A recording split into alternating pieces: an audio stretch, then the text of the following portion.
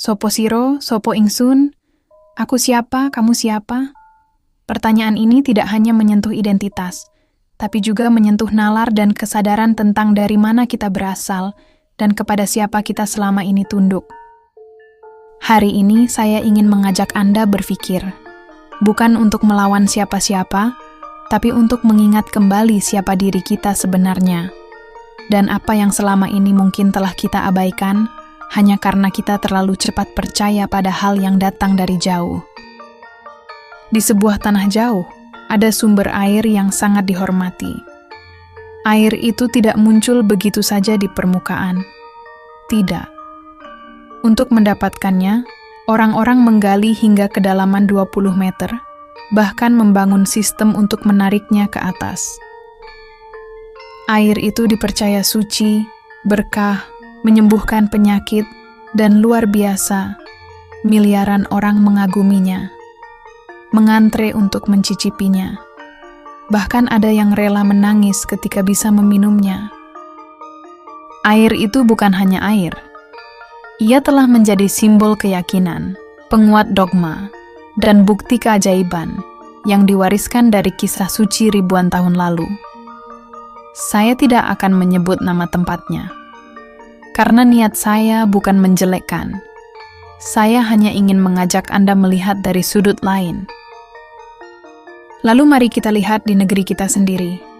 Apakah Anda pernah mendengar Umbul Senjoyo di Salatiga? Atau Umbul Manten di Klaten? Atau Sendang Kalimah Thoyibah di Jawa Tengah?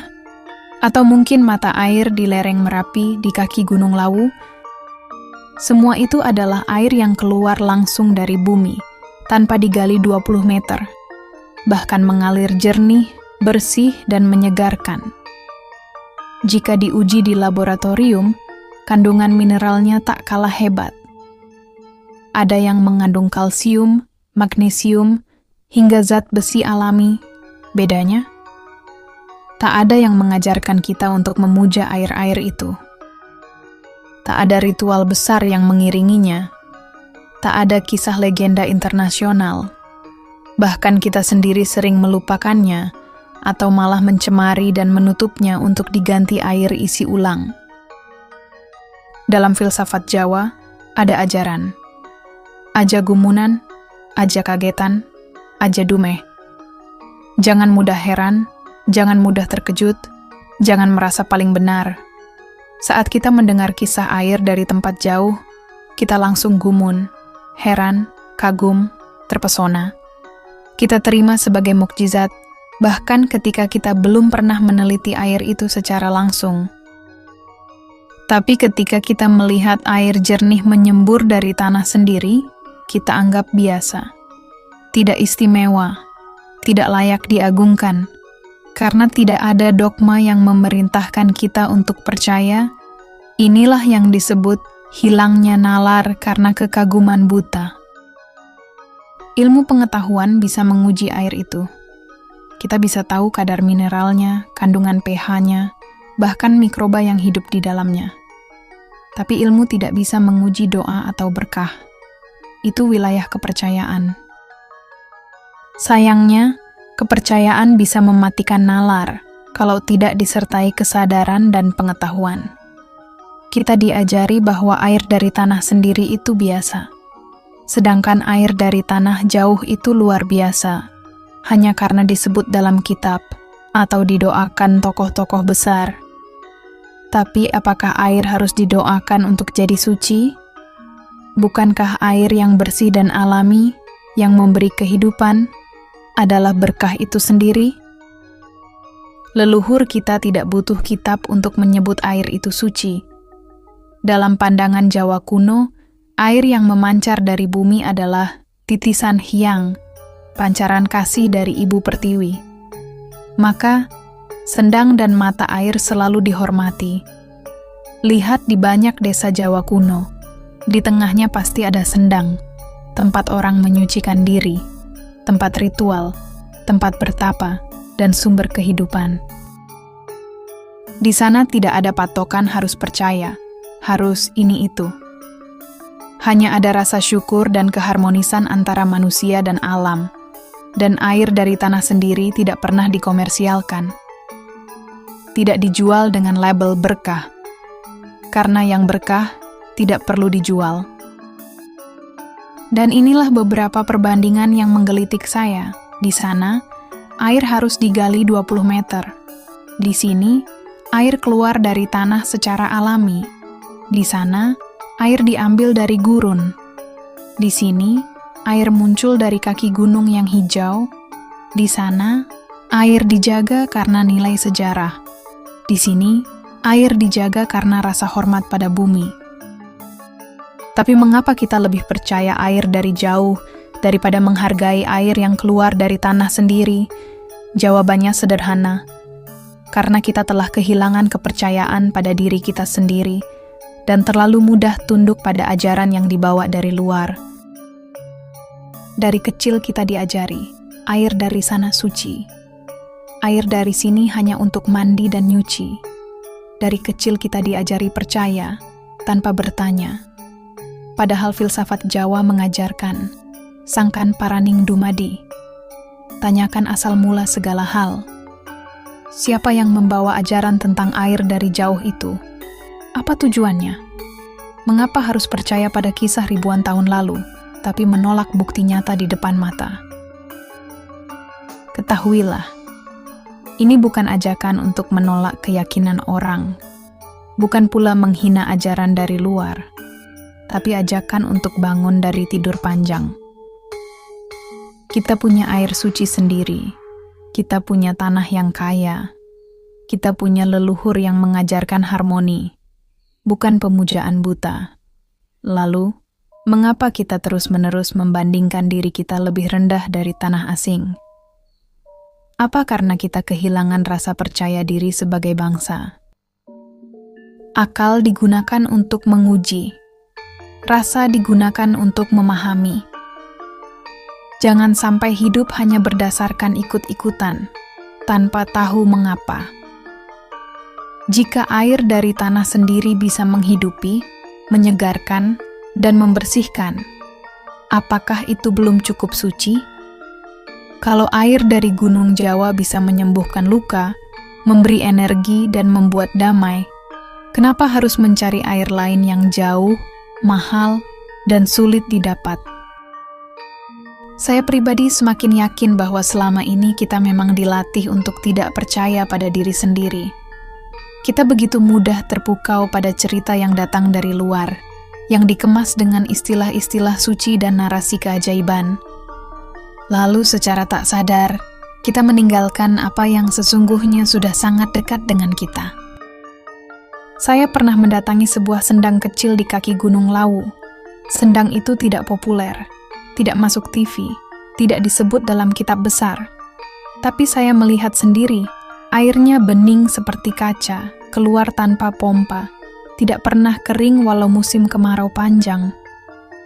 Warga setempat percaya, air itu adalah berkah dari tanah, dari leluhur, dari alam yang masih perawan. Dan saya minum air itu langsung dari sumbernya.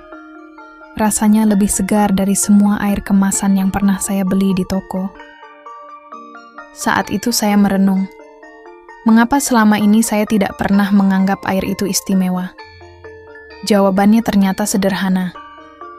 Karena tidak ada yang mengajari saya untuk percaya padanya. Kita ini hidup dalam sistem yang terlalu lama dijejali doktrin. Bukan hanya doktrin agama, tapi juga doktrin kagum pada yang jauh, meremehkan yang dekat. Kita disuruh mencintai narasi luar, sambil disuruh melupakan akar sendiri. Padahal leluhur kita dulu sangat sederhana tapi cerdas. Mereka tidak butuh istilah medis seperti steril atau alkali untuk menghormati air. Mereka cukup tahu bahwa air yang jernih, menyegarkan, dan tidak bikin sakit, ya berarti air itu baik dan suci. Mereka menyatu dengan alam, bukan menyembahnya buta. Mereka tahu, kesucian itu bukan dari cerita, tapi dari manfaat nyata yang bisa dirasa langsung oleh tubuh dan jiwa. Sekarang pertanyaannya, Apakah kita mau terus hidup dengan menumpang pada kepercayaan yang tidak kita uji? Atau sudah saatnya kita mulai menghidupkan kembali akal sehat kita dan mempercayai apa yang bisa kita rasakan sendiri? Di desa-desa sekitar lereng Gunung Merapi, banyak orang yang hidup sehat tanpa air galon. Mereka hanya menggunakan air dari pancuran gunung. Bahkan banyak orang tua yang usianya mencapai 90 tahun ke atas, tanpa pernah minum air dari luar. Ada satu keluarga di daerah Selo, Boyolali. Seorang simbah di sana berkata, air gunung itu bukan hanya menyegarkan, tapi juga menenangkan hati. Kalau tubuhmu resah, coba duduk dekat mata air. Dengerin suaranya, hirup embunnya. Kamu akan ngerti bahwa air juga bisa bicara pada jiwamu.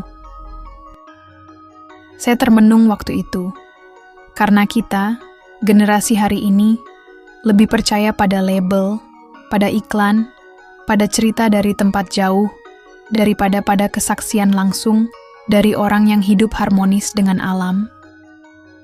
Jadi, apa yang sebenarnya membuat air jadi istimewa? Apakah karena cerita ribuan tahun lalu yang kita tidak saksikan sendiri? Ataukah karena kita merasakan langsung manfaatnya di sini dan sekarang? Kalau kita terus berpikir dogmatis, kita akan mudah dipengaruhi. Kita akan terus membeli kisah, alih-alih menyaksikan kenyataan. Tapi kalau kita mulai belajar menggunakan nalar, intuisi, dan pengalaman langsung, maka kita akan menjadi manusia bebas, bukan pengikut buta. Ajak diri Anda untuk mulai dari hal sederhana, yaitu saat minum air, tanyakan, apakah ini menyegarkan? Apakah tubuh saya lebih baik setelahnya? Saat melihat sumber air di desa, jangan remehkan. Coba dekati, lihat kebeningannya, rasakan dengan tanganmu. Saat mendengar kisah ajaib tentang air dari tempat jauh, jangan langsung percaya. Bandingkan dengan fakta, dan jangan matikan akal sehatmu hanya karena ada embel-embel suci. Kesimpulan akhir dari saya pribadi, saya tidak sedang melarang orang percaya pada air dari tanah jauh. Silakan saja, itu hak pribadi. Tapi saya hanya ingin menyampaikan bahwa kita ini punya warisan luar biasa yang sedang kita abaikan karena terlalu sibuk menengok keluar. Saya ingin kita mulai membalik arah pandangan kita, mulai melihat ke dalam, ke tanah sendiri, ke warisan leluhur sendiri. Karena kalau kita terus berpikir bahwa yang hebat itu hanya yang datang dari luar, maka kita akan selamanya jadi penonton dalam kehidupan sendiri. Mari jadi tuan rumah di negeri sendiri.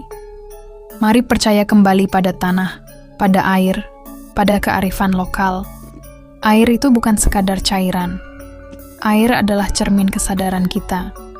Dan selama kita terus mengagungkan air asing tanpa mengenali air sendiri, itu artinya kesadaran kita masih dijajah. Kalau Anda merasa ini menyentuh hati, jangan diam, sebarkan. Komentari. Tanyakan pendapatmu. Karena hanya dengan berdialog, nalar Nusantara bisa hidup kembali. Eling lan waspadalah. Sopo siro, sopo ingsun.